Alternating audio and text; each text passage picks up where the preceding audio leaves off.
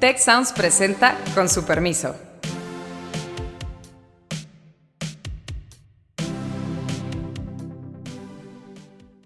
Con su permiso, soy Beata Voina y hoy vamos a hablar sobre la corrupción. Hay discurso, se habla mucho de ese tema, pero en los hechos hay pocos resultados. A nivel justamente de investigación, de sanción y de recuperación de activos, el sistema nacional no ha dado resultados. Lo malo es si luego se asocia en esos poderes para solo castigar a tu adversario y no castigar al que es tu cuate. Me acompañan en esta ocasión Ángeles Estrada, nuestra invitada especial. Ella es líder de iniciativa de transparencia y anticorrupción en el TEC de Monterrey. Bienvenida, Ángeles, a este espacio. Y también Carlos Elizondo, que nuevamente nos vemos en este capítulo para precisamente tratar el tema de la corrupción. El presidente de México ha anunciado recientemente que el 9 de noviembre va a ir a la ONU para hablar sobre la corrupción. ¿Hay de qué presumir? Es mi pregunta fundamental que en primer lugar pues la dirijo a Ángeles. Muchas gracias. Gracias, Beata. Gracias, Carlos, por la invitación. Un placer estar aquí con ustedes. Bueno, pues no hay nada que presumir por lo pronto ni a nivel nacional ni a nivel internacional. En realidad es que a mí me produce mucho, me llama la atención y ya quiero saber de qué va a hablar el presidente. Yo tengo mis teorías en relación a qué va a mencionar con la corrupción. Sería yo creo, un desatino estratégico, político, mencionar la corrupción o mencionar que en México se ha hecho un gran avance en temas de corrupción, porque pues es tan sencillo como presentar resultados no solamente de Transparencia Internacional con el índice de percepción, pero también los indicadores nacionales. El INEGI, por ejemplo, tiene varios indicadores que señalan no solamente que no ha disminuido la corrupción, la incidencia de corrupción ha aumentado, pero también señalan que se ha incrementado el costo de la corrupción. Entonces, creo que yo esperaría que el discurso sea más bien un discurso relacionado con, que esto también es muy importante, relacionado con el efecto que tiene la gran corrupción en el ámbito internacional. Y aquí hay dos cosas importantes. Hay que diferenciar, tenemos que comenzar a diferenciar entre la gran corrupción, la que solamente ciertos personajes del ámbito público pueden ejercer por su capacidad política, económica, y la microcorrupción en donde estamos nosotros, en donde nosotros, la ciudadanía, somos las víctimas recurrentes de esa corrupción, en trámites, por ejemplo. Y hablando de la gran corrupción, cómo eso se vincula con la corrupción internacional. Entonces, te voy a interrumpir, Ángeles, porque sí. creo que estamos abriendo muchos frentes y entonces va a ser más difícil quizá tratar de entender al presidente. Lo primero, me parece que tienes razón. La pregunta de Beata es clave. El presidente no ha ido una sola vez a la ONU, hay que recordar. No es que va todos los años y ahora decidió ir a hablar de corrupción. Nunca ha ido, nos sorprendió, por lo menos a mí me sorprendió que decidió en este caso sí ir y hablar sobre corrupción. Porque como bien dice, los datos internacionales muestran que no ha habido avance, en algunos temas incluso ha habido retroceso. Pero ahí sí creo que el presidente tiene otros datos, esa es su estrategia mediática. Hay que haberlo oído hoy hablando de los precios de electricidad, con otros datos también, eso es como vive. Pero me da curiosidad, Beata, cómo funciona la ONU. Creo que conviene recordarle a la gente que cuando uno ve a un presidente hablando en la ONU, solo lo están oyendo en su país. Es decir, así es. Sí, no, además en esa ocasión lo van a escuchar menos, la verdad, desde el punto de vista internacional, porque es noviembre, o sea, no es septiembre cuando se reúnen todos en las Naciones Unidas, en la Asamblea General, sino en noviembre para, pues, inaugurar la presidencia de México en el Consejo de Seguridad, o sea, van a ser muy pocos. Ni siquiera es la Secretaría General. El tema tendría que ser temas de seguridad, porque para eso va, y los presidentes cuando están ahí, pues salvo sean el de Estados Unidos, el de Rusia, el chino, pues no atraen a muchos oyentes internacionales. Va a ser un discurso, creo yo, pero corrígeme, Beata, como una mañanera, pero desde la ONU. Es una mañanera para el público mexicano. ¿Lo estoy exagerando? Yo creo que sí, en gran parte tienes razón, aunque yo aquí empataría con algo que mencionó Biden. Para él, en temas internacionales, sobre todo en relación con, por ejemplo, América Latina, el tema de la corrupción es relevante. Claro, no creo que haya por ahí una gran conexión, digamos, en los discursos, en los objetivos, pero si hacemos un análisis completo, pues sí hay que reconocer que el presidente Biden ha puesto corrupción, lucha contra la corrupción como un tema relevante en las relaciones con América Latina. Y a eso sumaríamos la cumbre, digamos, sobre la democracia que va a organizar Biden pues a principios de diciembre, precisamente pues hablando de problemas de la democracia también. Entonces se puede decir, podemos por ahí hilar un poco y enlazar con eso, pero en el fondo pues es el discurso para el público interno, para el público mexicano, no cabe duda, en el cual pues yo creo que no hay mucho que presumir, pero sí servirá para presumir. Ahora, presumir esto que decías tú, Ángeles, tiene que ver con esta lógica mediática muy eficaz del presidente que se barre de arriba hacia abajo. ¿Tenemos alguna evidencia que esa corrupción alta de los grandes funcionarios a la que tú mencionabas ha disminuido? ¿Hay indicadores de eso? No hay indicadores, pero tenemos las noticias y los estudios que hacen las organizaciones de la sociedad civil y hasta donde se ha visto no se ha disminuido la gran corrupción. Seguimos teniendo la presencia, digamos, de la gran corrupción, ya no solamente en las altas cúpulas de los gobiernos, sino que se ha permeado, por ejemplo, a estados y a municipios ya de forma muy visible. Y ¿Cómo también se ha a permeado? Eso legisladores. parecería que todo empezó arriba. No estoy de acuerdo contigo. Los estados han tenido corrupción siempre, Ángeles. No es que de repente dijeron, hay corrupción ahí en el gobierno federal, vamos a ser corruptos también nosotros. El problema de la corrupción sí es bien viejo en México. No, sí, sin duda. Me refiero al hecho de que a partir de la creación de la Cuarta Transformación, uno de los elementos que se manejó para, pues digamos, como para justificar el tema de la corrupción fue que se iba a poner, por ejemplo, a estos superdelegados.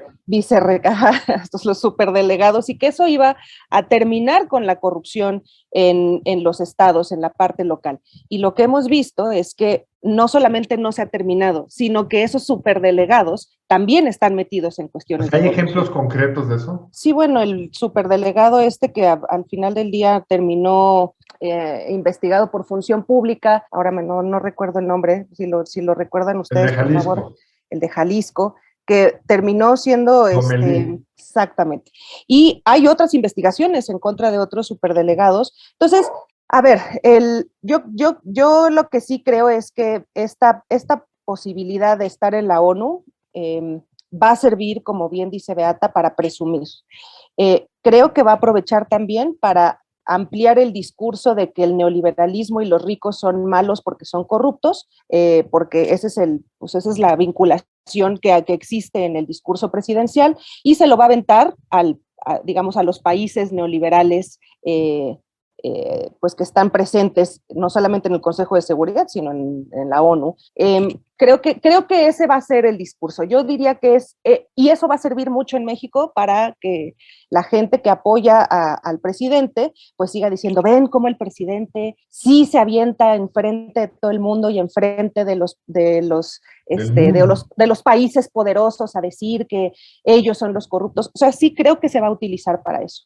Ahora bien, o sea, obviamente el tema internacional, pues lo veremos en breve cómo será la actuación del presidente en las Naciones Unidas, pero no cabe duda que en los últimos momentos tú mencionas que eso puede servir al presidente para digamos, dar ese discurso, presumir frente a sus bases.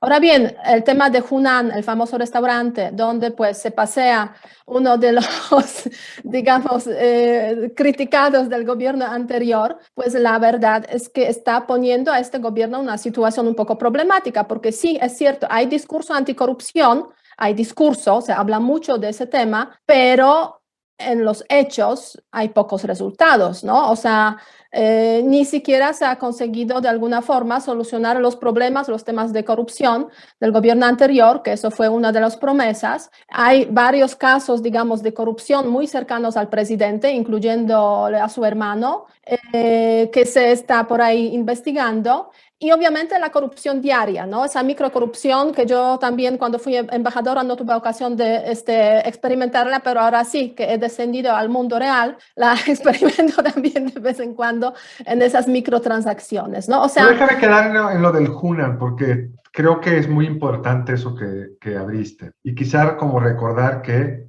Ángeles, ese es el gran ejemplo de una investigación mundial que muestra esa colusión entre esta compañía brasileña llamada Odebrecht y una serie de gobiernos pues, de casi toda América Latina, de muchas partes del mundo. Es la primera, digamos, gran esfuerzo desde los Estados Unidos de enfrentar pues, un tentáculo monstruoso que había construido Odebrecht. Y lo interesante ahí me parece, Beata, es que quienes dieron el dinero, que confesaron haberle dado el dinero a Lozoya, dijeron que ese dinero había sido para contratos que también sabemos Lozoya le dio a Odebrecht en el 2013. Y sin embargo, el uso político que le han dado a Lozoya y que por eso puede caminar con toda tranquilidad, ir a cenar, a comer al Hunan, este restaurante chino en las lomas de Chapultepec, en la Ciudad de México, la razón por la que está ahí es que ha inventado un caso. No sé si han visto los videos de Ricardo Anaya donde explica pues, la acusación que le hicieron, las contradicciones que tiene, y sí parece que aquí estamos frente a un uso selectivo de la justicia. Él está libre o está con libertad de circulación porque está acusando a los adversarios del presidente, cuando quienes dieron el dinero ya dijeron que lo dieron para otra cosa, y en la propia acusación queda claro que Lozoya se quedó con una parte de ese dinero. Sí, y aparte que el Hunan ni está tan bueno, ¿no? Pero la cosa es que efectivamente este caso, este es uno de estos casos que cuando uno voltea a ver dice, ah, claro, solo en México, ¿no? Pasan estas cosas.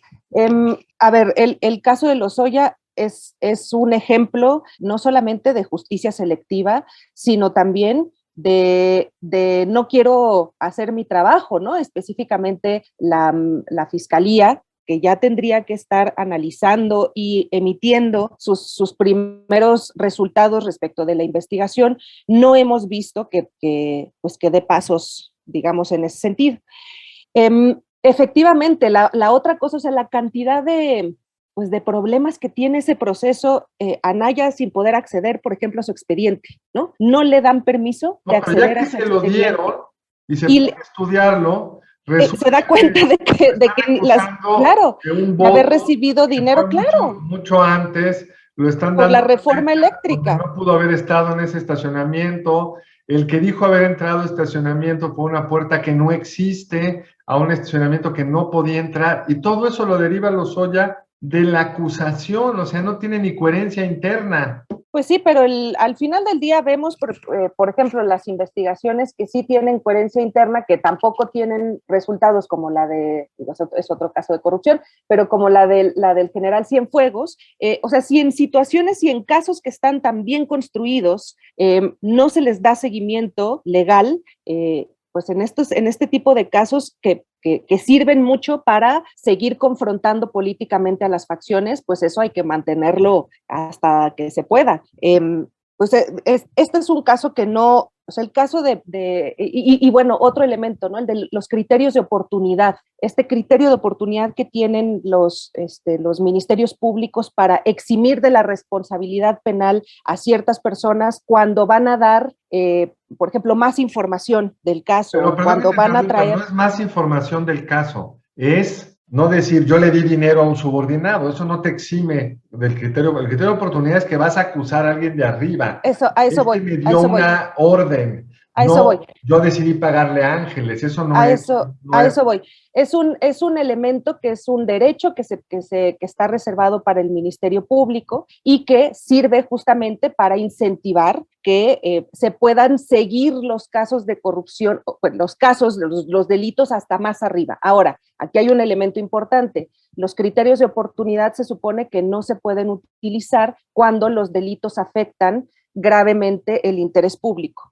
Eso no sabía. Efectivamente, y en el caso de la corrupción es uno de los delitos justamente que afecta el interés público. Y sin embargo, aún así se le dieron criterios de oportunidad, se le dio el criterio de oportunidad a Lozoya. Hay un montón de cosas que analizar en el caso de Lozoya relacionados con corrupción en el propio proceso. Ángeles, ahora bien, a raíz de lo que estás comentando, el tema de la lucha contra la corrupción, ¿es el problema de la falta de voluntad o estos, digamos, justicia selectiva o es el tema de que no hay un entramado institucional adecuado para procesar los casos de corrupción? O sea, ¿cuál es la razón por la cual México sigue ocupando los lugares muy, se puede decir, altos en cuanto a la percepción de la corrupción? Está por ahí por un lugar 80 y tanto. En cuanto a, digamos, lo negativo de la corrupción en Transparencia Internacional, ha mejorado como 3 lugares, si no me equivoco, desde el comienzo de esta administración, pero sigue siendo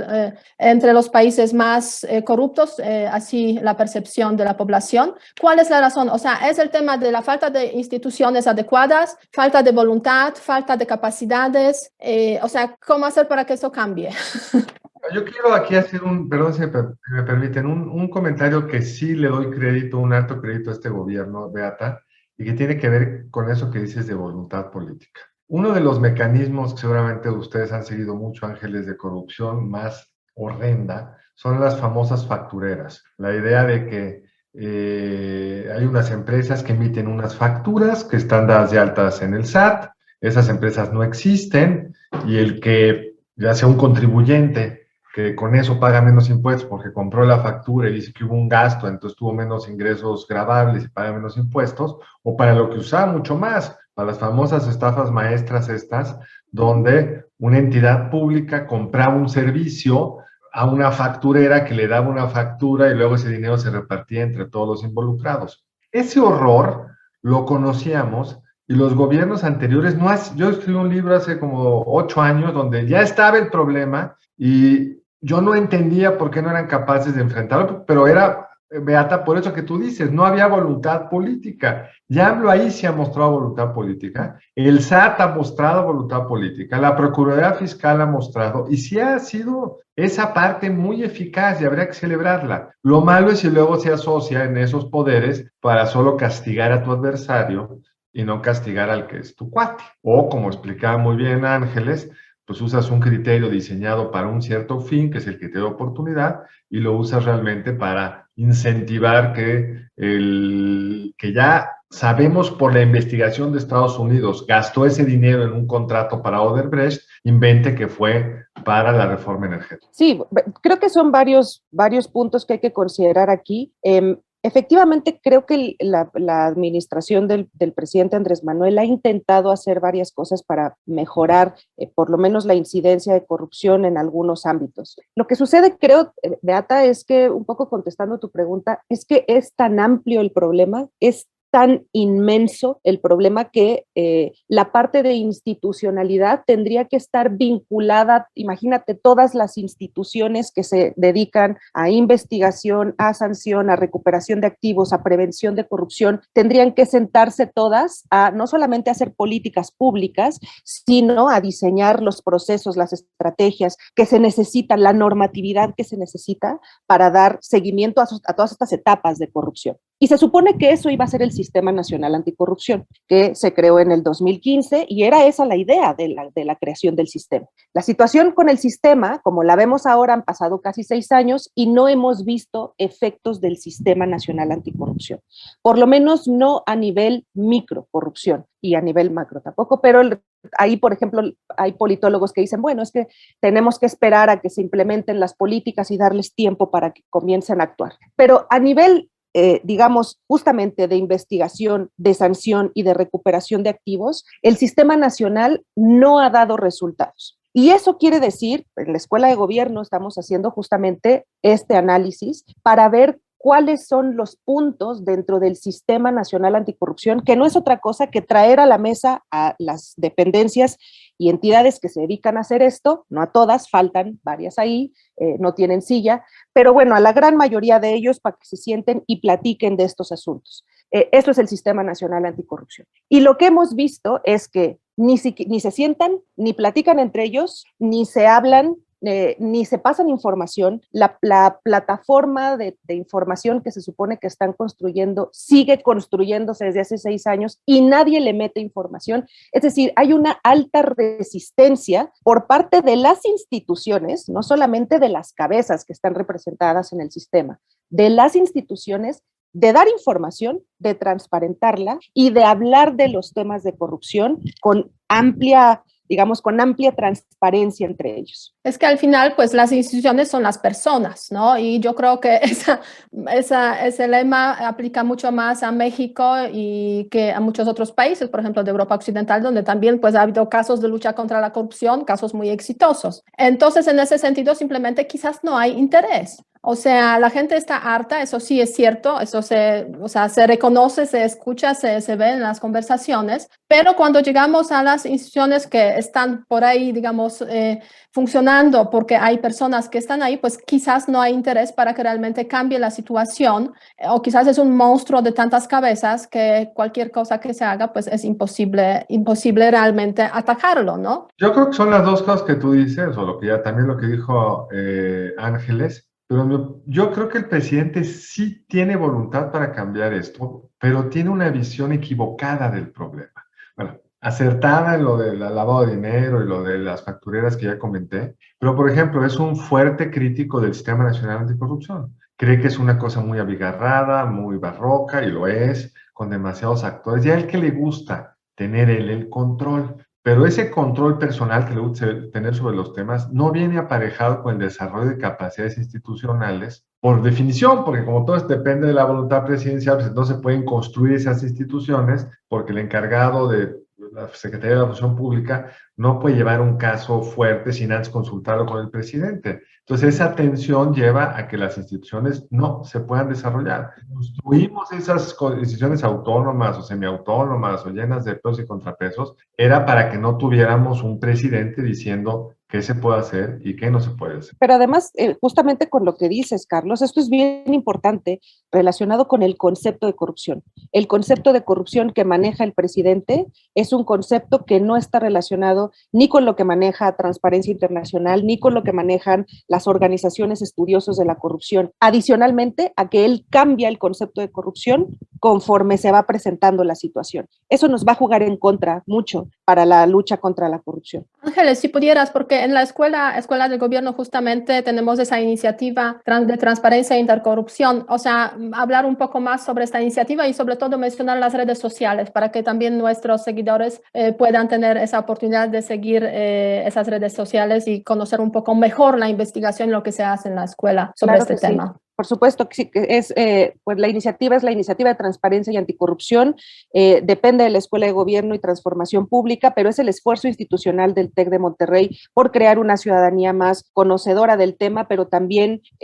dentro de nuestras paredes, con nuestros estudiantes, con nuestros profesores, desarrollar estrategias de honestidad y de transparencia al interior de la institución.